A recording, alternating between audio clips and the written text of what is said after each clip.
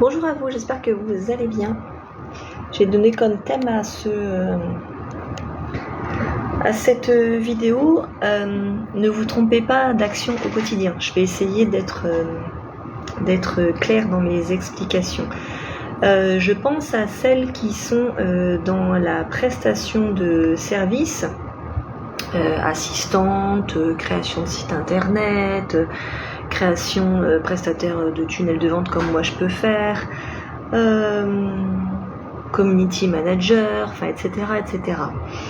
Ne vous trompez pas, oui, d'action au quotidien. Ce que je veux vous raconter, ce que je veux dire par là, c'est que dans vos actions au quotidien, ne perdez pas forcément votre temps à vouloir créer du contenu qui explique ce que vous faites pour les clients que vous voulez avoir. Je vais vous donner des exemples plus concrets pour que ce soit compréhensible.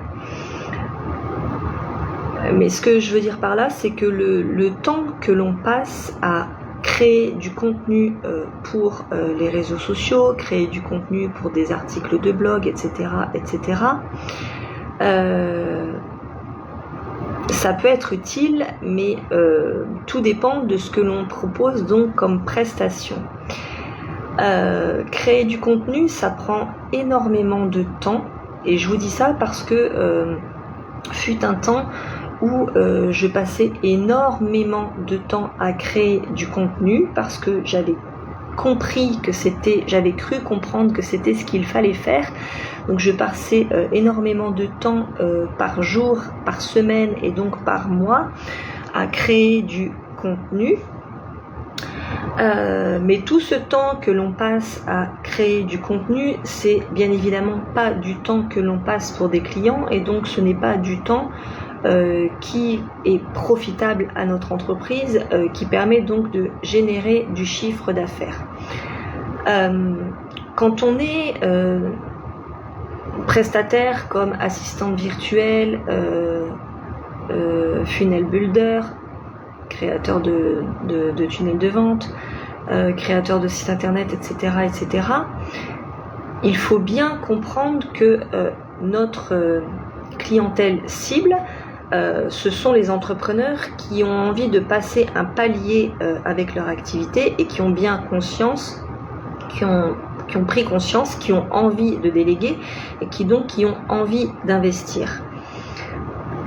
Donc ces entrepreneurs-là qui n'ont pas peur d'investir, parce qu'ils ont compris que voilà, ça va leur permettre de passer un palier, qui n'ont pas les compétences de toute façon, qui n'ont pas les qualités ou les compétences pour faire ce que vous faites pour eux, ça ne sert à rien de vouloir leur expliquer il faut que tu fasses ci, il faut que tu fasses ça, un tunnel de vente ça se crée comme ça, sur ton site internet il faut qu'il y ait ci, il faut qu'il y ait ça, dans ta gestion administrative il faut que tu fasses ci, il faut que tu fasses ça. Ça sert à rien de créer du contenu pour leur expliquer tout ça parce que c'est quelque chose qu'ils n'ont pas envie de faire, qu'ils n'ont pas les compétences, qu'ils n'ont pas les qualités requises pour le faire, qu'ils n'ont pas les compétences, qui n'ont pas l'expertise, mais par contre ils ont l'argent pour le faire à quelqu'un. Donc ça sert à rien de passer son temps à créer du contenu pour leur expliquer il faut que tu fasses comme ci, il faut que tu fasses comme ça.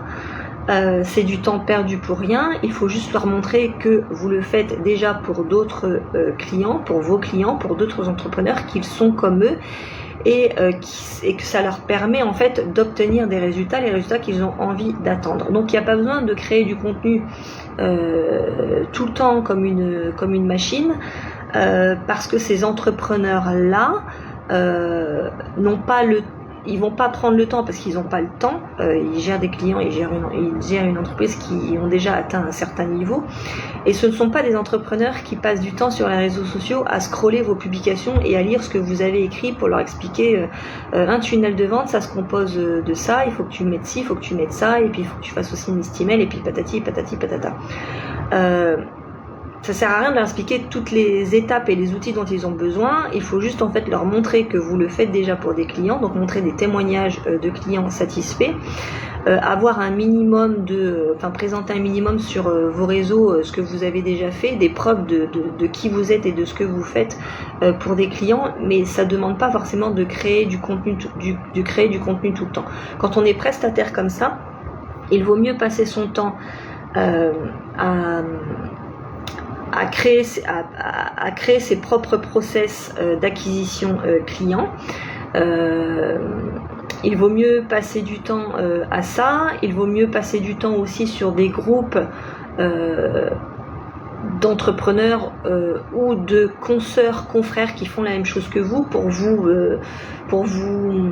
demander, enfin voilà, pour que vous puissiez être recommandé par des personnes. Enfin, vaut mieux réseauter finalement avec des collègues, des confrères, des consoeurs qui vont vous permettre de lui dire bah tiens, moi j'ai un client qui avait besoin de ça, donc je vais te recommander à lui, etc., etc. Enfin, vous voyez ce que je veux dire? Perdez pas votre temps à communiquer pour des clients qui ne vont pas prendre le temps de lire ce que vous faites, mais par contre passez du temps avec d'autres entrepreneurs qui font la même chose que vous, de vous créer un petit réseau comme ça pour être recommandé et leur montrer, voilà, leur dire bah moi je fais ci, moi je fais ça. C'est beaucoup plus utile. Je vous dis ça parce que voilà, moi j'ai perdu beaucoup de temps à créer du contenu. Et puis en fait, bah, ça sert à rien parce que ce sont des entrepreneurs qui ne lisent pas ça. Ce sont des entrepreneurs qui ont, les entrepreneurs qui vont vouloir apprendre à, par exemple, créer un tunnel de vente, qui vont vouloir apprendre à communiquer sur leur Instagram, qui vont vouloir apprendre, toutes ces choses-là, ce ne sont pas des entrepreneurs qui sont prêts à investir et à vous payer pour vos services. C'est des entrepreneurs qui ont envie de continuer tout seuls, qui ne se sentent pas prêts à investir dans leur entreprise, qui veulent continuer à faire tout seul sans déléguer. Et ces entrepreneurs-là qui veulent continuer à faire tout seul sans déléguer, c'est pas des entrepreneurs qui ont l'état d'esprit, qui ont cet état d'esprit de vouloir évoluer, se développer. Ils ne vont que rester en fait au niveau où ils sont actuellement. Donc c'est pas une bonne cible finalement, parce qu'ils sont pas prêts à investir, ils sont pas prêts à déléguer, ils sont pas prêts à dépenser dans un prestataire. Donc c'est pas ceux-là finalement qu'il faut cibler. Ceux qu'il faut cibler, c'est ceux qui en sont conscients.